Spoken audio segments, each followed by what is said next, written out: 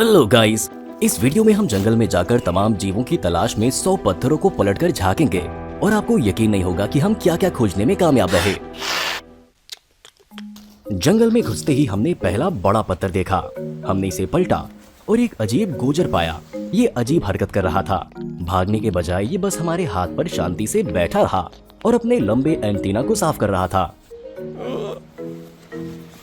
पुरानी छाल के एक टुकड़े पर हमें एक छोटी डरी हुई मकड़ी और किसी भौरे का एक सफेद लार्वा मिला। ये एक बढ़िया शुरुआत है।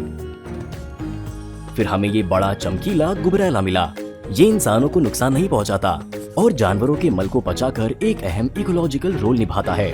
गुबरैले मिट्टी में गोबर को दबाते हैं और अंडरग्राउंड चैम्बर बनाते हैं जहां मादा अपने अंडे देती है।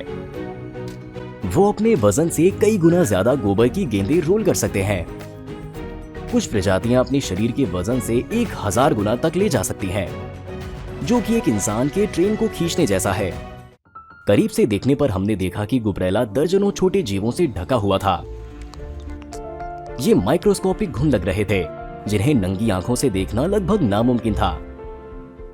जैसा कि पता चला, ये कीड़े गुबरैले को नहीं खाते। इसके बजाय वो गोबर के ढेर में पाए जाने वाले मक्खी के लार्वा खाते हैं। चूंकि वो बहुत छोटे होते हैं, इसीलिए 1 मीटर तक सफर करने में भी उन्हें पूरा दिन लग सकता है। इसीलिए वो गुबरैले पर सवार होकर गोबर के गोले तक पहुंचने के लिए टैक्सी की तरह इसका इस्तेमाल करते हैं। पत्थर नंबर 25 के नीचे हमें कुछ नहीं मिला, लेकिन उसके ठीक बगल में हमें छिलती हुई छाल वाला एक ठूंठा देखा। ये चींटियों की एक कॉलोनी को ढक रहा था, जो अपने अंडों को कहीं ले जाने में बिजी थी। साथ ही वहाँ एक अजीब सा बड़ा अंडा था, जिसमें शायद फ्यूचर की रानी थी, जो बाकी चींटियों से बहुत बड़ी थी। हम एक पुराने पेड़ के टुकड़े की ओर बढ़े और उसके नीचे ऐसा कुछ पाया जो काफी बड़े कैटरपिलर जैसा दिख रहा था।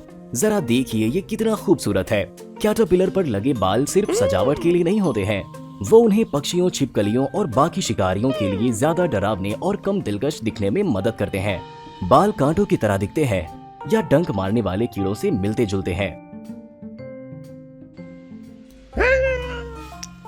पुराना पेड़ ढीली छाल से ढका हुआ था, जो एक दरार और धूल के बादल से छिल गया था। टुकड़ों में से एक के अंदरूनी हिस्से पर हमने गंदगी का एक ढेर देखा। चिमटी का इस्तेमाल करके हमने ध्यान से उसे साफ किया और इन छोटे गोल अंडों को देखा, जो शायद एक भौरे या फिर किसी पक्षी ने दिए थे। पास में हमें एक खोखली जगह मिली जिसमें एक कीड़े के लार्वा का खोल छिपा था, जो पहले ही निकलकर उड़ चुका था। और पेड़ के निचले हिस्से पर हमें कई अजीब एलियन जैसे दिखने वाले अंडे मिले, जिनमें छेद थे, जो एक महीन भूरे रंग का पाउडर छोड़ रहे थे। ज्यादा उम्मीद है कि ये फंजाई थे, जो अपने बीजाणुओं को फैला रहे थे। पत्थर नंबर 46 के नीचे हमें ये गोल अजीब दिखने वाली चीज मिली। ये एक नारंगी रंग का घोंगा लग रहा था, जिसके शरीर के किनारे एक बड़ा छेद था, जिसका इस्तेमाल वो सांस लेने के लिए करता था। दिलचस्प बात यह है कि कुछ स्टडीज से पता चलता है कि घोंगे के बलगम में एंटीबैक्टीरियल कंपाउंड्स होते हैं, जो उसे बैक्टीरिया और संक्रमण से बचाने में मदद करते हैं। हालांकि एक बार ये डिसइंफेक्टेंट आपके हाथों में लग जाए तो जाहिर है कि इसे धोना आसान नहीं होता। आप यकीन नहीं करेंगे, लेकिन पत्थर नंबर 57 के पास हमें घास के एक ब्लेड पर एक साथ 2 तितलियां चिपकी हुई देखी। हमें उनके लिए बहुत दुख हुआ। शायद वो ऐसे ही पैदा हुए हों, जैसे कुछ जुड़वा बच्चे पैदा होते हैं। हमारे बैग में कैंची थी और देखा जाए तो हम उन्हें घोंगे के बलगम को एंटीसेप्टिक के तौर पर इस्तेमाल करके अलग कर सकते थे, लेकिन हमारे पास उनकी स्किन को सिलने के लिए कोई धागा या सुई नहीं थी। इसीलिए हमने उन्हें काई के एक टुकड़े पर धीरे से रख दिया। उम्मीद है कि कुदरत उनका ख्याल रखेगी।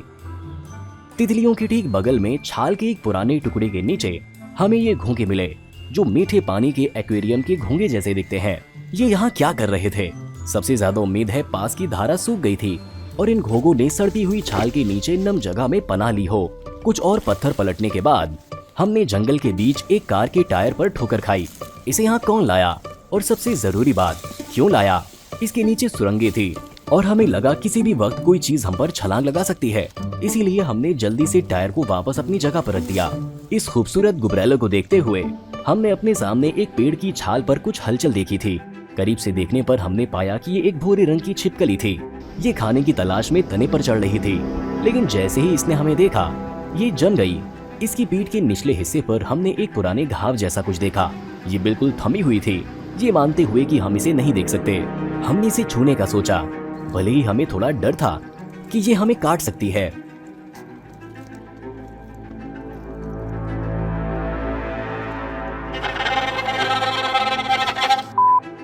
आगे चलकर हमें एक घोंघा मिला जो अपनी ही प्रजाति के एक को खा रहा था। हाँ, घोंघे कभी कभी जिंदा रहने के लिए आदमखोरी करते हैं, लेकिन इसकी बदौलत हमें घोंघे के खाने के ऑर्गन का नजारा सही से मिल गया, जिसमें शायद छोटे छोटे दांत होते हैं। नहीं तो ये इतनी आसानी से मांस को कैसे फाड़ सकता है।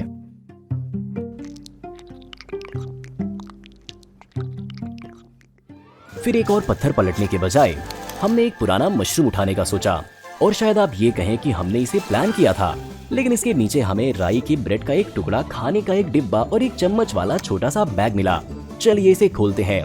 वाह, ये मेरा पसंदीदा कैन डिश है। छोले, टूना और सब्जियों का मिक्सचर। क्या किस्मत है। हमने जल्दी से नाश्ता किया और अपने रास्ते पर आगे बढ़ गए। आधे दिन चलने के बाद हम एक नदी पर पहुंचे जो जंगल में बहुत दूर तक फैली हुई थी। एक बत्तख धारा में तैर रही थी, लेकिन जैसे ही उसने हमें देखा वो पलट गई और दूर जाने लगी। पानी में हमने गलती से खूबसूरत सीप देखी। एक बार खोलने पर हमें इसके अंदर इसके कीड़े के बजाय कोई और जीव मिला। ये एक छोटे मगरमच्छ जैसा लग रहा था। चलिए इसे बाहर निकालने की कोशिश करते हैं और करीब से देखते हैं। हमने इसे थोड़ा साफ करने के लिए पानी में धोया। ये किसी तरह का झींगा या क्रेफिश का लार्वा लग रहा था। ये थोड़ा डरावना लग रहा था, लेकिन काफी शांति से बर्ताव कर रहा था। हमने इसे वापस खोल में डालकर नदी में वापस डाल दिया। नदी के किनारे बड़ी बड़ी जंगली चींटियों से भरा एक बहुत बड़ा चींटी का टीला था। उसमें हजारों चींटियां थी। उन्होंने तुरंत हमारे जूतों पर झुंड बना लिया और काटना शुरू कर दिया। तभी हमारे मन में एक सोच आई, अगर हम चींटी के टीले के ऊपर हाथ रखें तो क्या होगा? क्या चींटियां उस पर भी हमला करेंगी? और अगर ऐसा हुआ तो ये कितना दर्दनाक होगा। हमारे पास खुद पर एक्सपेरिमेंट करने के अलावा कोई ऑप्शन नहीं था। पहले सेकंड में ही जैसे ही हमने चींटियों के टीले को छुआ, हमें अपनी हाथ की हथेलियों पर दर्जनों चींटियों के काटने का एहसास होने लगा। फिर और चींटियां हमारी बाह पर चढ़ने लगी, लेकिन हमने खुद को संभाला।